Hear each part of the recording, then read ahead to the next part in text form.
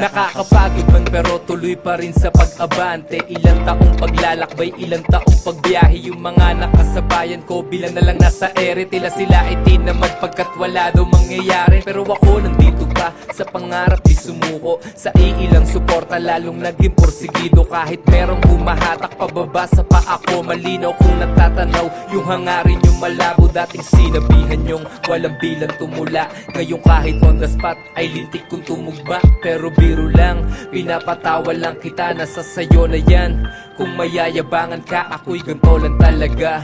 Dapat ka nang masanay, maangas ba magsalita? Kala mo nang aaway kung sino at ano ba ako. Alam yan ng mga tunay, ako'y nakikisama kahit di ka makibagay. Tingin nila ako'y natutulala, ngunit nag-iisip ako ng tugma. Mamaya, tamang rapa mo, tamang rapa mo. Mula sa puso ang pagkakagawa, pinag-isipan ng bawat kataga. Mamaya, tamang rapa mo, tamang rapa mo.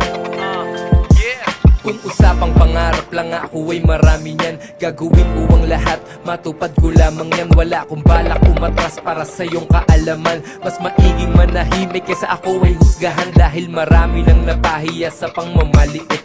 Inakala na sa kanila'y di ako hihigit. Sa mga nang mamata sa akin, ito ang kapalit. Kapag ako nagtagumpay, kayo ay kusang pumikit. Di na ako sumabay sa agos, may sariling direksyon. Pagkat di tulad na sa'yo, iba ang aking ambisyon. Masayang pamilya, hindi pera, hindi bahay na masyon. Dahil lahat ng yan wala lang kung walang inspirasyon. Kaya mahalin mo ang mga tao na nasa likod mo lang palagi. Pwede mong iparamdam kung ito'y di mo masabi. Kalungkutan sa iyong puso, wag mong hayaan na maghari. Kung negatibo ang laman, di negatibo mangyayari.